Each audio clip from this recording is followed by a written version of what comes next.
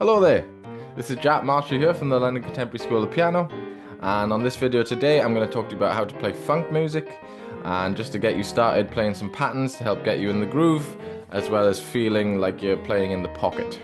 I'll be working with a drum track to help demonstrate some of these things, and that will be available to download if you head on over to our website at contemporaryschoolofpiano.com. Mention this video, we'll send you the backing track as well as a free resource pack to help you get started. Remember, if you're enjoying this video and you're finding it useful, do feel free to check out the rest of our channel. There's quite a lot of videos on there from both myself as well as a lot of our other team. So let's waste no time, let's start looking how to play some funk. So before we kick off into anything, there's one thing I want to show you before we get started, and it's quite relevant to what we're going to be doing, and that's how you can take any minor triad and change it into a minor 7 chord. So what a lot of people do when I ask them to play me a minor 7 chord, they'll usually play something like this. So for an F, and that's where they've stacked everything on top of each other, the first, third, fifth, dominant 7, which is absolutely correct. But there's a way I want you to get used to finding these, and that is where you take the triad in your right hand and you drop your thumb or the root down a whole step or a full tone. And now you put the left hand bass note in. And these are exactly the same notes as the minor 7 chord, but we spread them out in this way now, where the root is here and you drop your thumb down a full tone. So the idea is, if you're doing this quickly in a key that you're just very quickly going for, just think, I'm playing the minor triad in my right hand, but the thumb is one tone lower than it should be. So if I'm on C minor, it's there, because of course there's the original. Put the bass note in with that. If I'm in B flat minor, yeah, here's B flat minor normally, and you drop the thumb a full tone. If you drop it one semitone, you get this sort of dissonant James Bond chord, right? So that's a minor major 7. So we want to have it a full tone. So yeah, get used to finding that quickly. D minor, there. G minor, there. You see, just triad, but the thumb's dropped. Okay, I'm going to dive straight into this, and we're going to start by just setting up the left hand with something really simple, and the idea is we're going to build and build and build off of this pattern. So this style is very pattern based, and I want to start us off by playing a really simple way of doing this, and then we're going to just gradually increase the difficulty and the complexity of the pattern as we go. So the left hand we're going to start with is going to be really simple with the intention of like making it a bit more complex as we move along. But this is, yeah, we're going to just keep this going, really simple left hand bass line. And I have a backing track to work with this, so we'll try this out with it. And this is what it sounds like. Just like this. All right, 3 notes. And our entry is on the and of 4.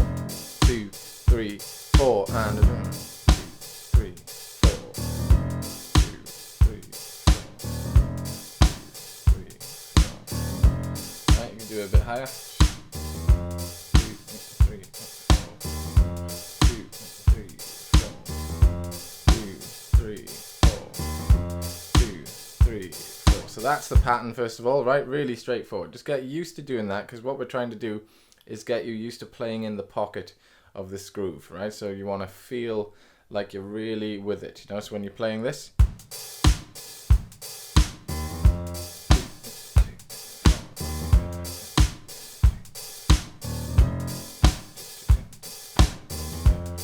right? Just you're getting used to that movement. Now with our right hand, we're going to bring in F minor 7, and we're going to play it in the way that we mentioned earlier, where we hit the triad and we're going to drop our thumb. And we're going to give the right hand a pattern. And the pattern is going to be quite straightforward. It's going to be this sort of...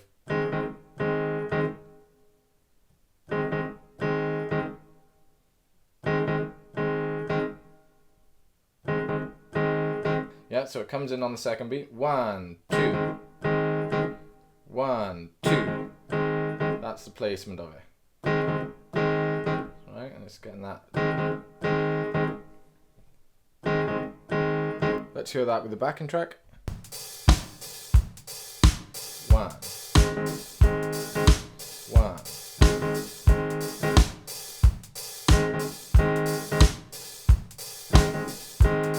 Right, straightforward. Again, you want to just get used to hitting that in the pocket.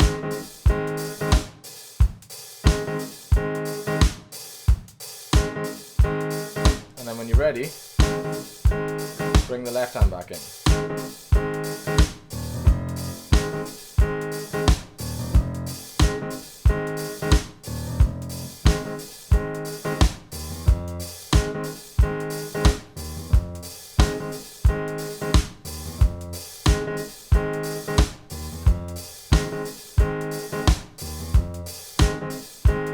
Yeah, so you keep that going a few times. Again, we're just trying to ingrain what the pattern is in both of our hands. This is very much a building block sort of thing, where you're just trying to increase the difficulty as you move along. So again, really simple right hand, 1, 2, and then the left hand, 2, 3, and 4, 2, 3, and 4, and then all that together.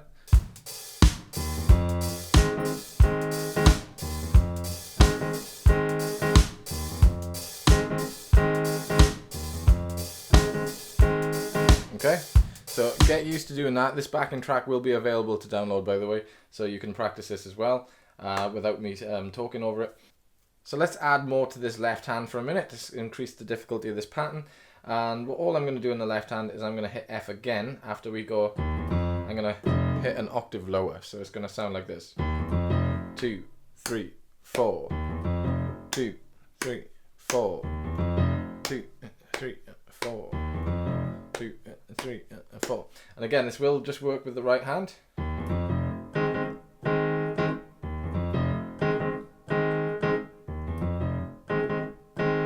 Right, let's hear it with the backing track.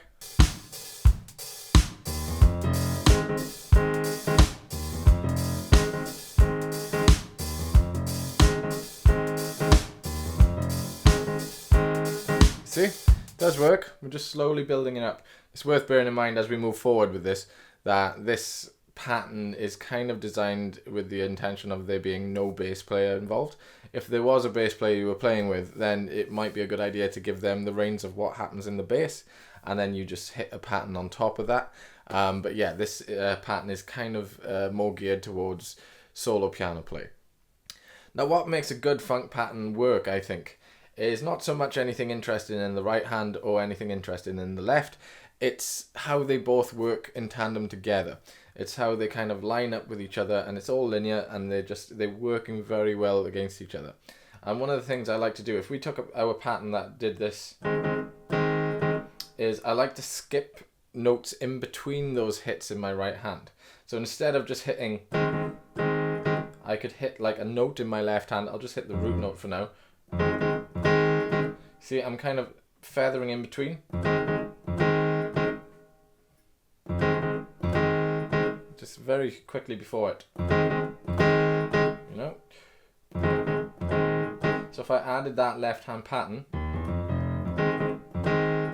you see, straight away you've got like a working coordination between your two hands.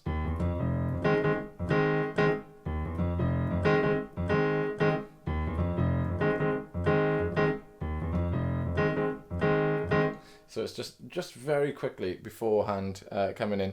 It's a semi-quaver before the hits. So we can hear that with the pattern. Here it comes.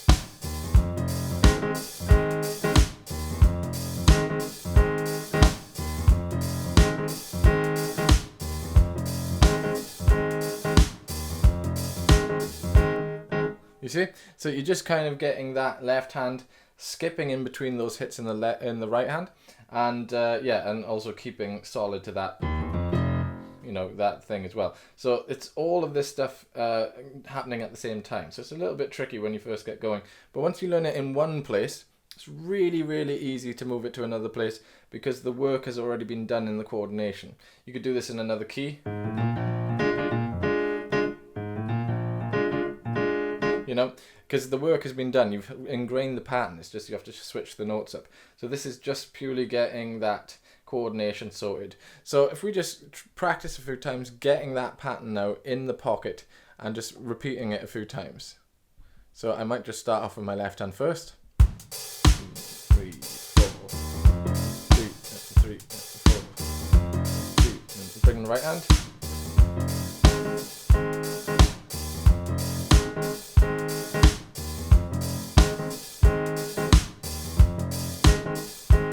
skipping off in the left hand.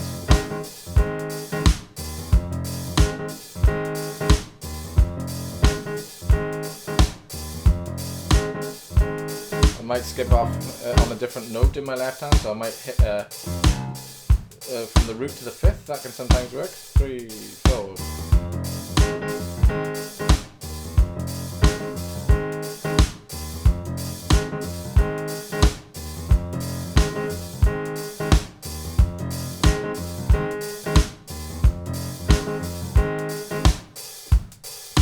So what we're actually doing there, I'll just slow this really down now. So we're moving up this pattern, right? And that's everything in the left hand done there. And now we're going to go just before the right hand does its hits. You're gonna feather off the F, like that. That's the first half. Really slowly. Right, yeah, sometimes you have to bring this down to an absolute snail's pace to get it right. Yeah, and then the next thing I'm going to do after that, now I'm going to hit this F to C thing in between hits, so.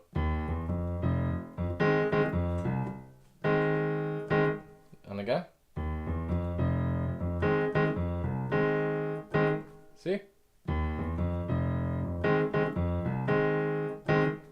Really slowly.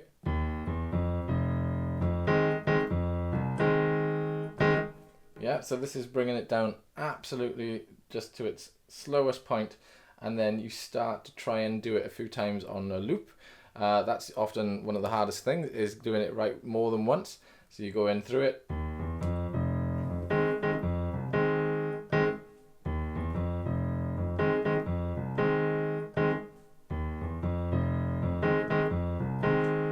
See? And if you've noticed, nothing has changed in the right hand. It's always been the same pattern.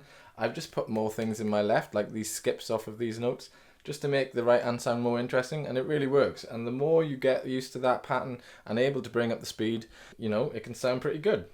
Let's do something slightly different with the right hand. I'm going to keep this pattern, but I'm going to switch where I hit it in certain places. At the moment we've got this nice F minor 7. If I was to take every single one of these notes and move them up a tone each, we've got this nice sort of, well, it's a B flat triad, but it's more, if we're thinking in terms of F, it's just like an F Dorian that we're moving up. Right, and if you were to move every one of those notes within that scale shape, it can sound really nice, but just sticking to the first two, just a tone away. This is very reminiscent of the So What voicings, you know. So this is really similar. It's and it's just moving that, and I'm going to place this top half of it on the second half of that pattern. So we've got the first one, and now I'm going to go like that. It's very So What in its style. So it's like that.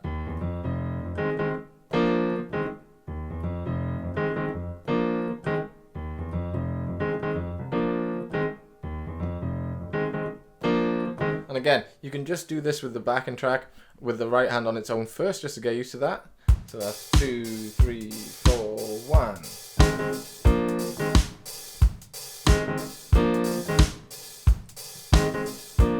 And you can just bring in the really simple left hand first.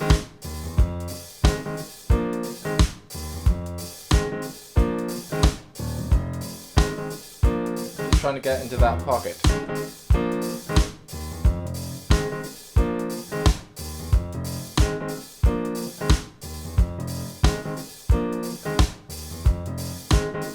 Start playing the notes in between.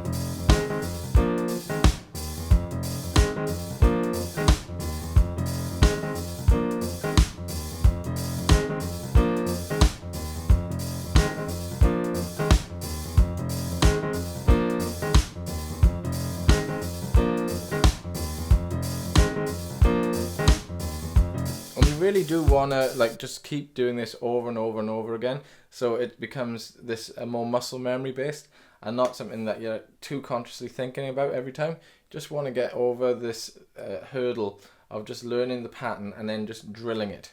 And again, you can apply certain forms to this, you know. You can put blues patterns in front of this. So at the moment we're in F minor. If we were playing a sort of blues-inspired thing, we would be moving up to the 4th chord. Then we can move to the 4th chord and keep exactly the same pattern. If you just think about what it is we're doing, we're stepping off of the dominant 7th here, and we can do that with B flat. So if we're going from the dominant 7th, that is the A flat, and we're just walking up from it. You see, and that's how we, and again, the right hand playing a minor triad, drop the thumb down a tone, and then if we wanted to do that, so what voicing, just move every one of these up a tone each, and then you have the pattern. And if you have ingrained that sequence between your two hands correctly, then it shouldn't be much to start doing this in another key quite quickly.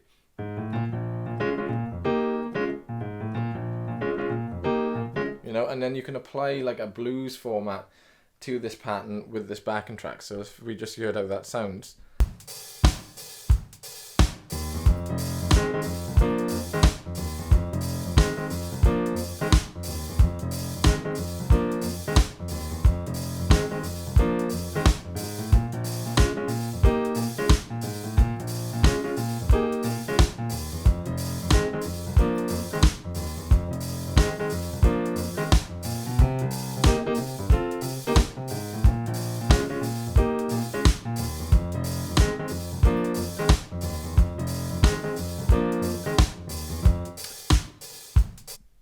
You see, so it absolutely works, and I've just used a 12-bar blues form for that, but you could, you know, put whatever sort of sequence you want in, and it will still work. You just have to get used to whatever shapes you're going for.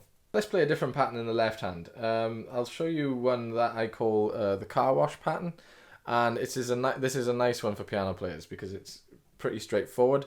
The idea is that you go from the root of wherever you are, you go down 3 semitones or to the relative minor.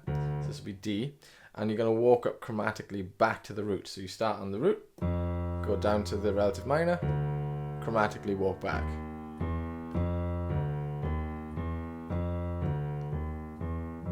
But what you do is you do that in octaves.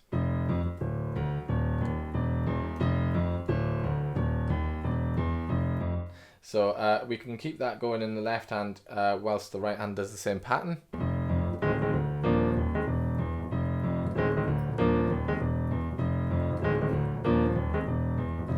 You may notice as well when I'm playing this, I'm ever so slightly just skipping off of notes. This is going back to that rule of whatever you're playing, try and put a note just in front of it. I do it with my left hand as well.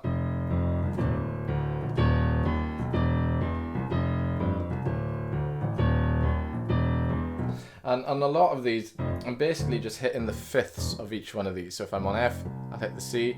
If I'm on D, I'll hit the A. If I'm on the E flat, I'll hit the B flat. You get the idea, right?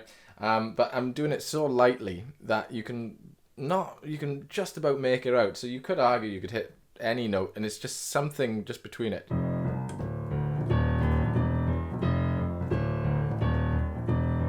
You don't want to do it all over the place. You might want to just decide where you do it.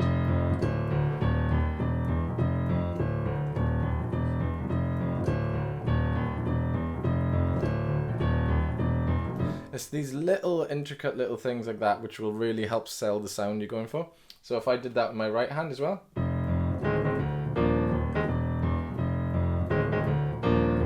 Really slowly.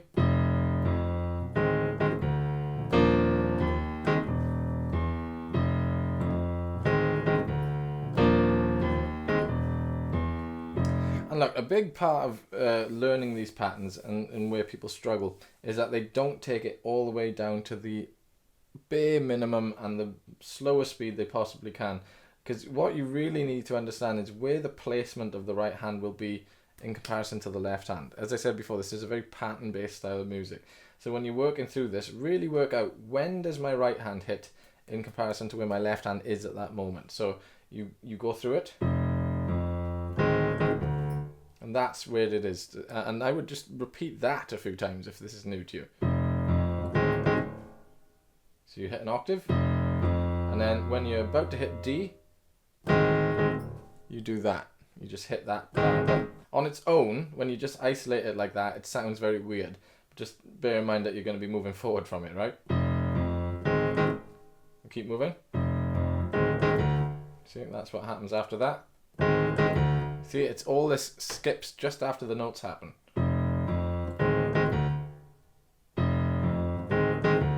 Keep moving. Okay, see right there, as our left hand comes in, that's when our right hand is going to move up. So that's that again.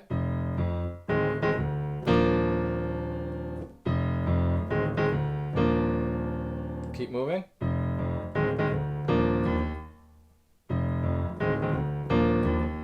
Yeah, coming up on that, it's all octaves, so that's why that's happening.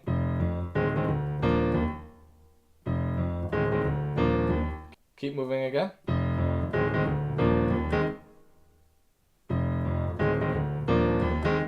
Yeah, so the second that you finish that E flat octave, we hit the right hand pattern there. Yeah, and immediately after that, your left hand's going to be coming back with the E's. So if you can get that pattern, patterns are usually like a bar long, maybe 2 bars long sometimes. So you can just, if you can get to the end of it, then you just have to nail that and loop it. And you know, this pattern I've got in my right hand, I've got this sort of ba ba ba ba motif going on, and I've decided to use these 2 hits to do that. I could reverse them. I don't have to start here. I could begin here and then come down to this, so that would be a bit more.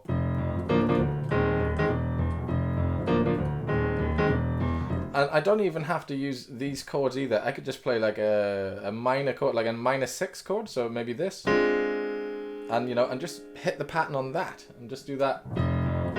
Or invert it. You know, it depends on what you're going. We're just trying to groove and stay in the pocket of something, you know. So get used to like keeping the rhythmic motif, but maybe moving the shape of the chord. If we just very quickly hear that. Keep that pattern, but maybe change the shape of the chords you're using.